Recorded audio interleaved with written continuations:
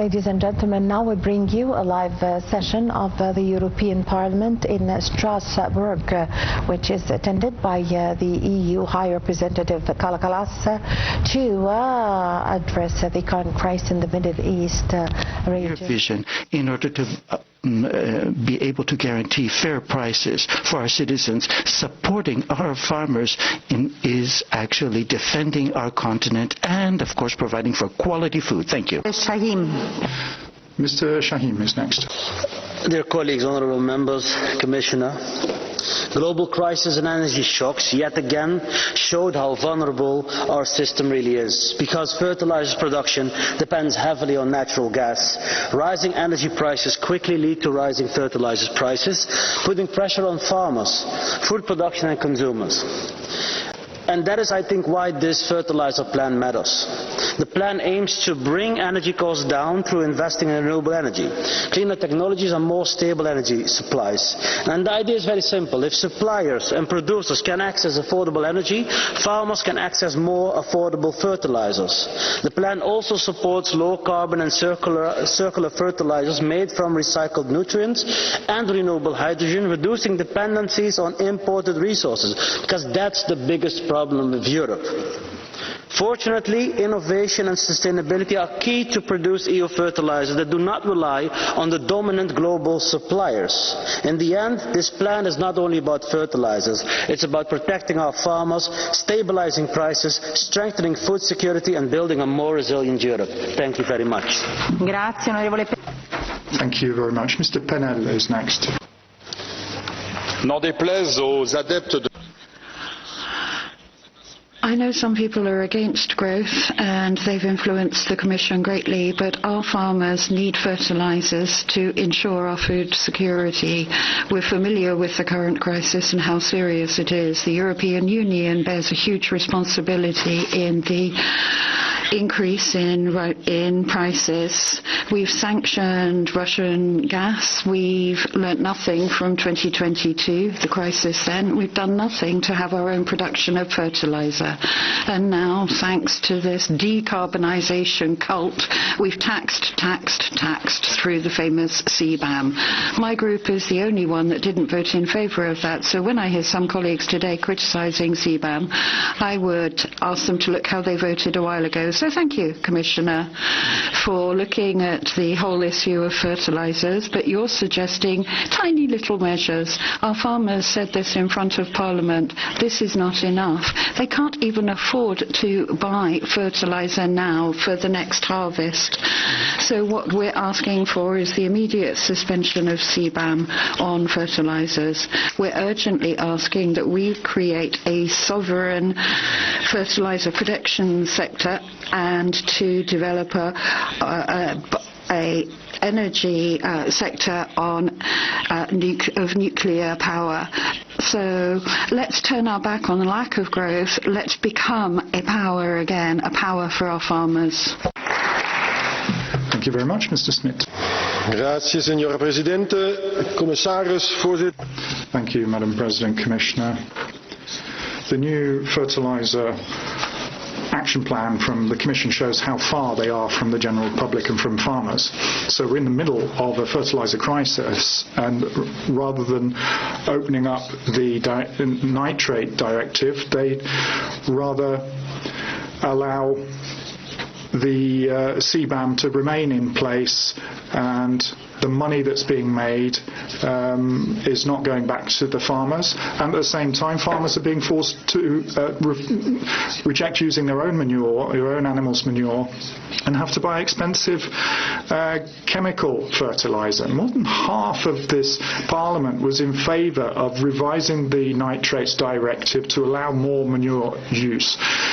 It should be common sense. Stop attacking our farmers and animal husbanders. Make sure that we understand that we can use the circular economy, use our animals' manure for our food security and for our farmers. Thank you. Grazie. Thank you, Mr. Maluli. the European Union is facing one of the most serious food security challenges in modern times. Nobody doubts this now. The war in Ukraine, instability in the Middle East, and rising oil, gas, fuel and fertilizer costs are directly threatening food production across Europe. Farmers in Ireland, Commissioner, they tell me clearly that the economics of sowing crops simply do not add up at the moment. If farmers cannot afford fertilizer and fuel, food production will inevitably fall and food security will be put at risk. This is why the European Union must act immediately. We need to reduce and suspend all self-imposed tariffs, levies and duties on fertilizer imports. These measures have been well-intentioned, Commissioner, what you have brought forward today, but food production must come first. I say to you, Commissioner, I think you get this because you're from a farming background. The problem is not the long term. I think your solutions will work in the long term. The problem is the short term, next winter. Last winter, they bought the fertilizer in advance before the CBAM came in. They had stocked up. Now they have a problem. And I ask you genuinely to give us solutions which will deliver immediate and practical relief next winter and next spring for our farmers. Thank you very much. Grazie, onorevole Imar. Thank you very much. Ms. Imar has the floor.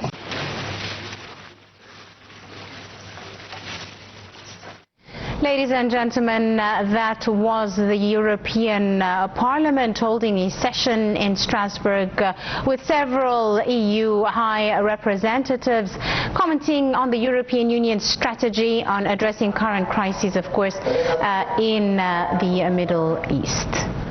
Totally bigger, more catastrophic magnitude.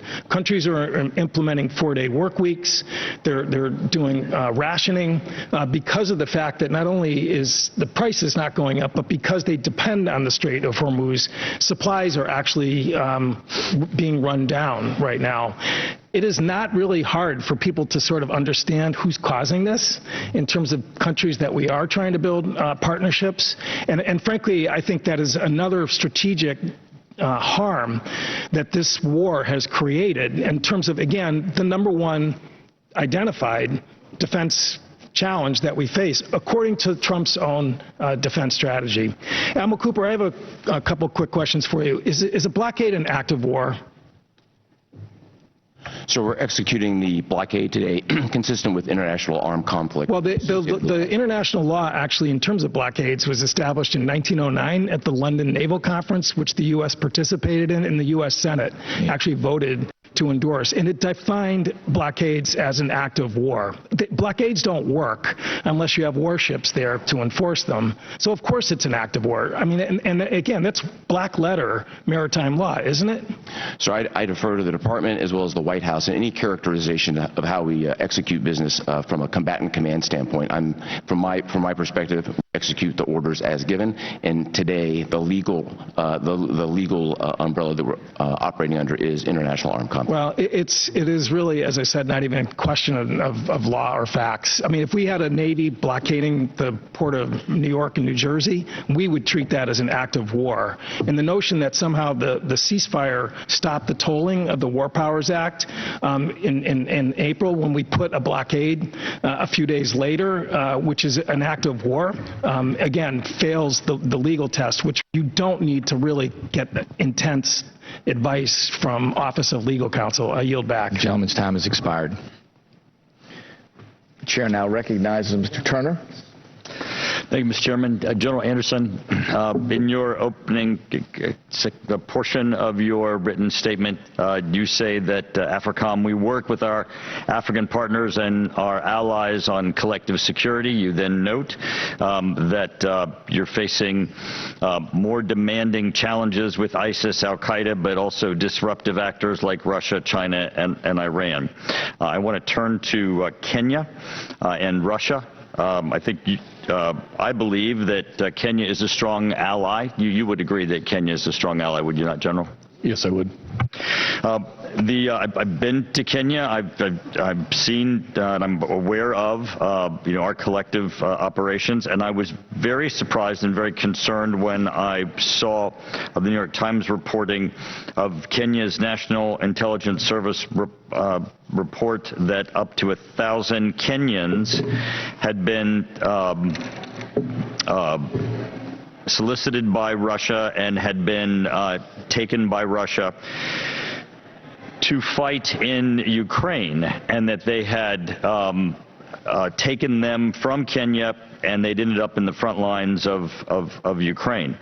What struck me is not just that there were Russians in Kenya that were operating, but that the enormity of what an operation would be to be able to solicit and obtain and convince 1,000 Kenyans to leave Kenya, go to Russia, end up in Ukraine fighting, and the structure, just the logistics of that, and the influence campaign that is. Are you familiar with that report? Could you speak about that and really the necessity of us to be able to counter that work and assist the Kenyans in countering Russia in Kenya? Yes, Congressman, I agree, and it is disturbing how many Africans from across the continent are being recruited by Russia to fight in Ukraine, so it's not solely a Kenyan problem. To the point in Kenya, I agree the concern has been, and I think it was highlighted in that New York Times article as well, is that it's not been clear that they were recruited to go to Ukraine, often using other reasons to recruit them, whether for work or for other jobs, not necessarily articulating the fact that they end up on the front lines in Ukraine. So one of those things that we have done to help counter that is just implement the truth. By being able to inform other partners of what's happening has been very powerful. But this is not just disinformation, them being told what they're going to do and then they're ending up in Ukraine, but that there's this infrastructure that... We now go to a presidential report where President Abdel Fattah el-Sisi met with the governor of the central bank, Hassan Abdullah, instructing